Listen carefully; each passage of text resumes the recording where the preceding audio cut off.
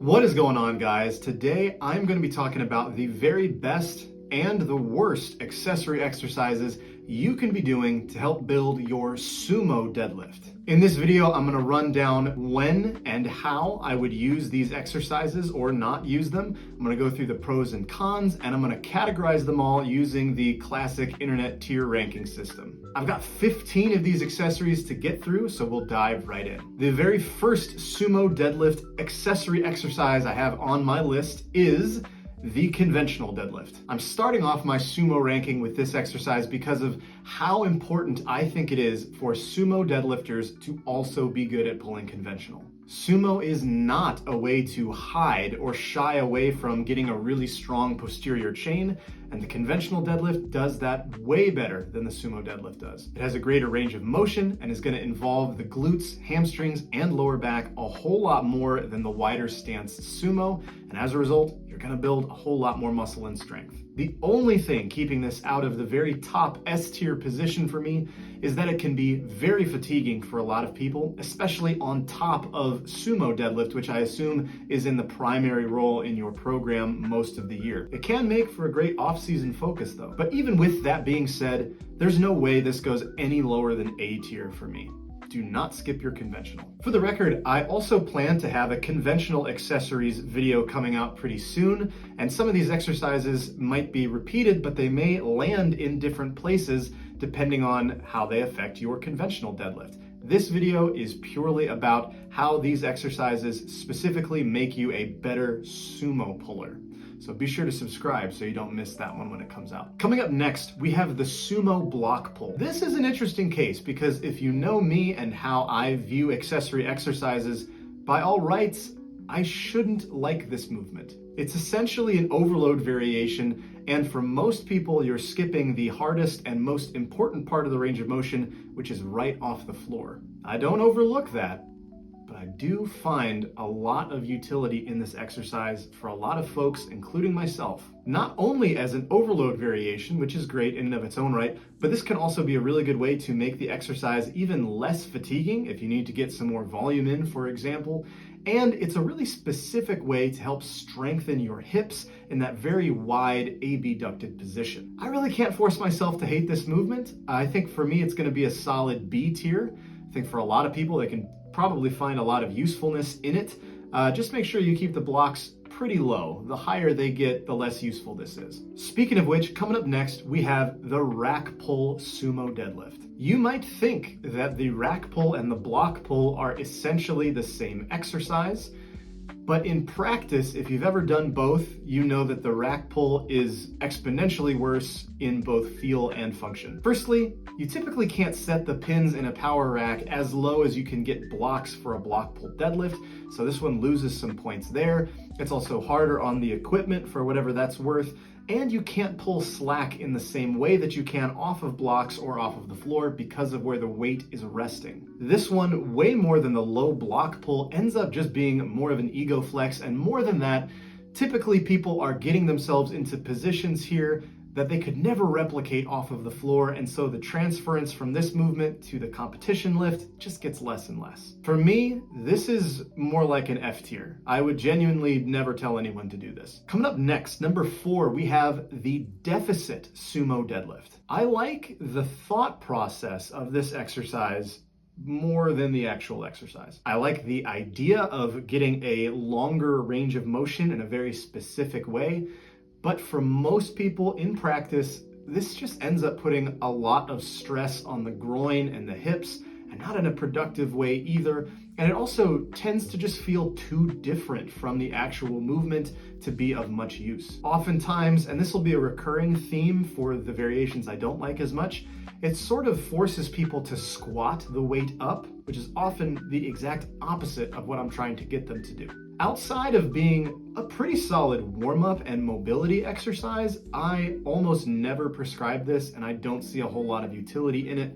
I'm gonna throw it in D tier. Next up though, at number 5, we have the deficit conventional deadlift. Now you bring the stance in a little bit, so suddenly it's not so hard on the hips, and suddenly I like this a lot more. It's less specific and more general, and that's going to be true of any conventional variation for a sumo deadlifter.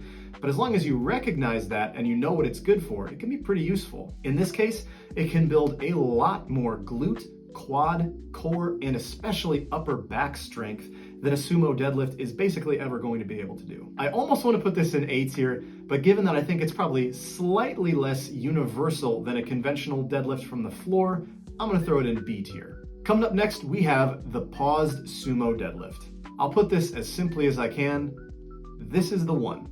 This movement goes in almost every deadlift program for a sumo puller that I have ever written. Most people struggle with the sumo for what boil down to technical reasons, usually right off the floor, and this movement can address virtually all of them. It forces you to slow down, which can aid in your slack pulling and positioning, and it will also punish you for being off balance or hurrying or not having your hips anchored properly. This is essentially God's gift to the sumo deadlifter, and it belongs nowhere else other than S tier. Just make sure that you are pausing it right off the ground and not like at your knees. Next up, we have the stiff-legged deadlift. And this one I'm talking about out of a conventional stance. This one is very similar to an RDL, which we'll get to later, except that typically speaking, we're talking about pulling from the floor from a dead stop. And also your legs are typically a little bit straighter, although your knees definitely don't need to be locked out. It's also way harder and more brutal than an RDL. Typically this one toasts your back and your hamstrings a little bit more, where the RDL tends to be a little bit more glute and hamstring biased. This is a solid accessory that you should probably go light with. It's generally, I think, a little bit more fatiguing than something like an RDL, but if it's what you need, it can be powerful. I'm gonna put it in C tier. It's definitely not for everybody, but it can be useful for sure. Coming up next, we have the stiff leg deadlift out of a sumo stance. Yes, this is a thing. I did not just make this up. This was popularized, at least to my knowledge, by Louis Simmons of Westside Barbell. Basically, this is the same thing as the first stiff leg deadlift, except that it's a little bit more hips and a little bit worse for everything else. So for me, that's gonna bring it down to a D tier. I did do this a little bit last year when I hurt my knee and I couldn't use my leg drive in my sumo as much as I wanted to, but there are a bunch of better exercises even on this list that are better suited for that reason. Coming up next at number 9, we have the beltless sumo deadlift. There are some people out there like Yuri Belkin, Konstantin Konstantinevos, and a couple of people I've trained who either don't see any benefit or difference from wearing a belt or it actively feels worse. For most of us though, this variation, when you take the belt off, is a little bit harder. It forces you to focus on your bracing and your abdominal positioning while simultaneously strengthening your core in a very specific way to the sumo deadlift. It can be useful for improving your bracing, your core strength, or to introduce variation, or even just take a little bit of the weight off the bar, because again, it is harder. So it can be useful in some contexts. Sometimes I'll throw this in the early part of the off season, right after a meet, but it's definitely not a must do for most people. And so I think it belongs more so in the C tier level. Coming up next, we have the tempo sumo deadlift. With the sumo deadlift specifically, I mostly see this talked about in two ways. And for this ranking, I'm just gonna group them together. The first and more common one is a tempo on the concentric phase, sometimes only to the knee, done typically to force a lifter to slow down, be patient, and really dial in that slack pull phase. And sometimes you see the tempo incorporated on the eccentric phase, often coupled with a low pause, usually to help solidify the start position. Both are fine, I've done both, but really not that often. These are niche tools, and I think when they're being compared to some of the other exercises in here that are more universally applicable, they're gonna suffer a little bit in a ranking like this. I'm gonna throw them down in D tier. That doesn't mean never do them. It's just that most people are never even going to have to think about this. Coming up next, we have some accommodating resistance. Number 11 on my list is the sumo deadlift versus chains. Now, I think accommodating resistance is a fine option for deadlifts. It's just that I like it way more on a conventional than a sumo. Part of that is because conventional deadlifts tend to be harder at lockout than sumo deadlifts for most people. So in a way, you're kind of emphasizing the wrong piece here. And second, even people who do miss at lockout on sumo probably won't find the answer to their problem here. Usually, you're missing at lockout because of something you did wrong in the setup or off the floor, or just because you're too rounded through the spine. And chains aren't going to fix any of those things. I'm going to throw these down in D tier as well. You can do them if you want. I just think most people definitely don't have to. Following right after that is Sumo Deadlift versus bands. Sumo versus bands is exactly like Sumo Deadlifts versus chains, except that it's way harder to set up. At least in a conventional deadlift, you can kind of just stand on the band and get a great effect. With a Sumo Deadlift, you pretty much need a proper deadlift platform with some band pegs in order to rig this up, and most people just don't have access to that. Some people like this for the speed day feel of it, and that's fine. In my experience, most people actually need to think about slowing down during the initial phases of the Sumo Deadlift and really being precise in their positioning off the floor.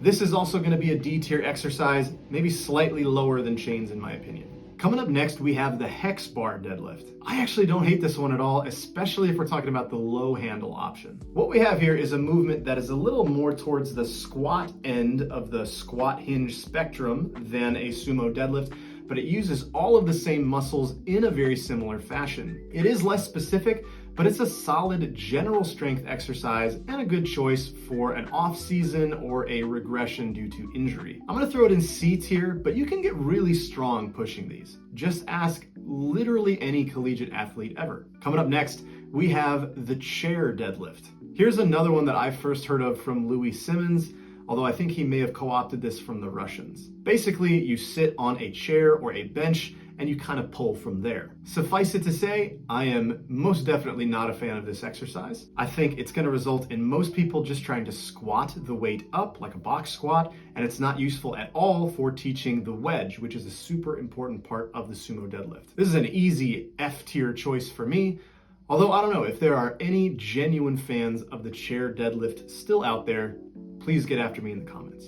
And finally, the last item on our tier list ranking is the Barbell RDL. The Barbell RDL Romanian deadlift is amazing. This is a pure hinge movement where you can build a ton of muscle mass on the glutes and hamstrings and way more efficiently than the Sumo Deadlift. It's also a movement that you just can't load as heavy, which means it's generally less fatiguing, and it plays really nicely with a Sumo Deadlift even in the same program for managing fatigue. This is an absolute staple in my programming, and it probably should be in yours too. You simply can't do better for the glutes and hamstrings than the RDL, and it's going right up into A tier next to the conventional deadlift. And that's it.